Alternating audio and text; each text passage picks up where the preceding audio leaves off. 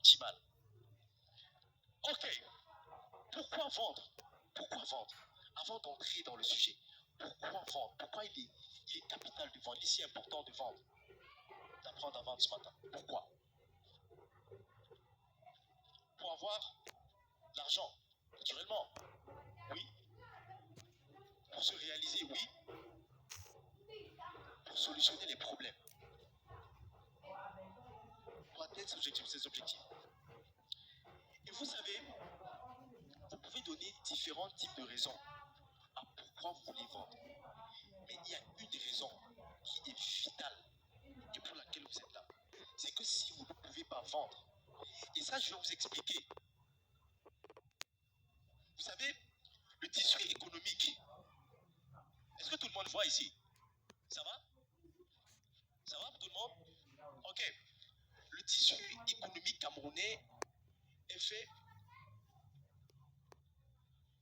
à plus de 95% des PME et TPE. Donc quand vous voyez tout le tissu économique camerounais, il est fait à plus de 95% des PME et TPE. Vous savez la statistique, le taux de mortalité des entreprises après 5 ans, j'entends les 50%, 15%, 30%, 95%.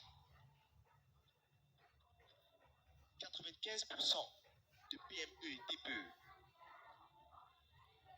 Sur les 95%, 5 ans après, il y en a 95% qui sont mortes. Est-ce que ça vous fait froid au dos?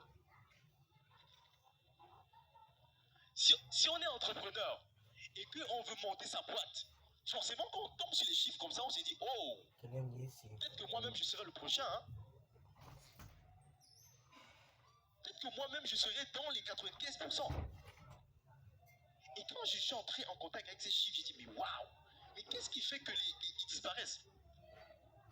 Plus de 95% des PME et TPE sur le marché japonais, quand ils naissent, ils meurent. Et pour vous introduire, la raison fondamentale, la mission fondamentale pour laquelle vous vous lancez dans le business, c'est de vendre. C'est de vendre. Il n'y a pas une autre mission. Il n'y a pas une autre fonction que vous avez. La seule fonction et la seule mission que vous avez, c'est de vendre. Si vous ne pouvez pas vendre, la conséquence après, c'est que vous mourrez. Donc, à chaque fois que vous êtes en train de lancer un produit, à chaque fois que vous êtes en train de lancer un service, ou que vous mettez sur pied une entreprise, la mission principale, c'est de vendre. C'est de proposer un service, un produit à une population qui, en contrepartie, va vous donner de l'argent. Et c'est cet argent qui...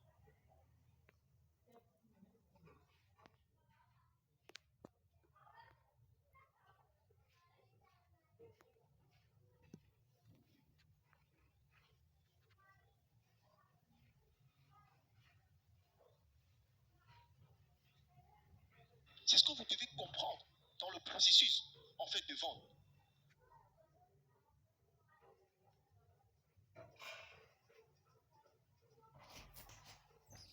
Il n'existe pas de produit cher. Votre responsabilité, c'est de susciter suffisamment de valeur perçue pour permettre au client de dépenser son argent. Et même quand un client vous dit que votre produit est cher, même quand un client vous dit que votre produit est cher, en réalité, qu'est-ce qu'il est en train de vous dire? Il est en train de vous dire que jusqu'à présent, vous ne lui montrez pas la plus-value nécessaire pour pouvoir dépenser de l'argent. C'est ce qu'il est en train de vous dire.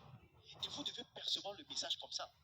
Peut-être que vous n'êtes pas venu en termes de solutionneur. Vous n'êtes pas venu lui montrer la solution à son problème.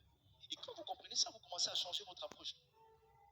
La deuxième claque était au niveau de la pénurie de l'argent. J'entends souvent des gens dire que non, l'argent, il n'y a plus d'argent, il y a pénurie de l'argent. Non, non, non. Ce que vous devez comprendre, c'est que enlevez dans votre tête qu'il y a le manque d'argent. Il n'y a pas de manque d'argent. Quels que soient les moments, quelles que soient les périodes, quels que soient les instants où vous vous trouvez, vous pouvez vous faire de l'argent. Et je rigolais derrière moi avec la fameuse Janviose, hein, tout le monde en parle. Et tout le monde, et je voyais des gens jubiler parce que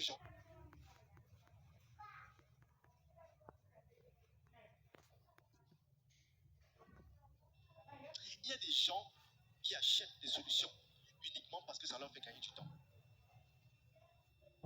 Il peut acheter plus cher, mais il faut que ça lui fasse gagner du temps. Et le jour où il comprend ça, le jour où vous commencez à comprendre que cette personne, généralement, quel besoin qui est caché à l'intérieur? Qu'est-ce qu'il est en train de vouloir solutionner? Si c'est le temps, alors votre solution, vous allez orienter maintenant la vente de vos solutions, lui montrer comment est-ce que votre service lui fait gagner du temps. Un jour, j'étais en atelier de vente, et quand je parlais de cette problématique de temps, il y a une dame qui a dit, moi, j'ai un salon de beauté. Mon produit, c'est le salon de beauté. Donc, je mets des services sur pied, hein, de massage, de soins corporels, pour que les femmes se sentent bien. Je ne sais pas comment je présente aux gens, je fais gagner du temps. Je dis, mais waouh!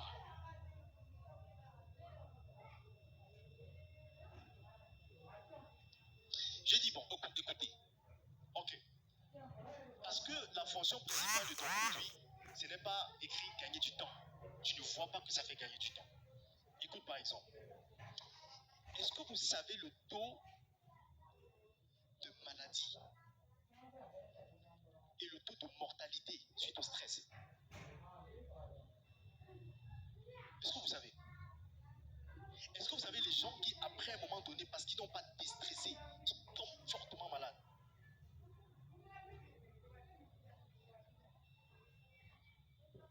C'est énorme. Ah oui. Écoutez, si j'ai une stratégie, si j'ai une solution, comme un centre de massage, un centre de soins, et que je permets aux gens, à un moment, de s'arrêter et de venir déstresser, et de venir prendre des soins, de se remettre en forme physique, comment il fait pour avoir les résultats qu'il a? Et c'est l'approche que vous devez avoir dans votre business. C'est de vous demander comment on fait pour avoir les résultats. Qu'est-ce qu'on fait? Qu'est-ce qu'il faut faire? Quelles sont les stratégies qu'on va mettre sur pied? Qu'elles soient conventionnelles ou non? Comment on fait?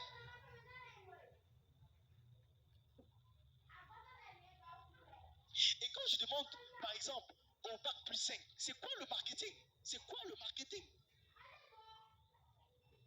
Et les gens vont me donner tellement de raisons, tellement de raisons.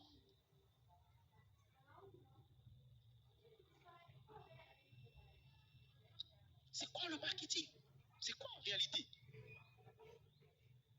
Là, on vient de résumer 5 ans, hein, un peu plus 5. On vient de comprimer, hein, en une phrase. C'est 7 ans? 7 ans. Écoutez, vous savez pourquoi il y a un seul pourcent de la population qui a 50% de richesse mondiale? C'est que les gens, ces 1%, ils sont dans la simplicité. Ils sont dans la pratique, la simplicité. Et le jour où vous commencez à être simple,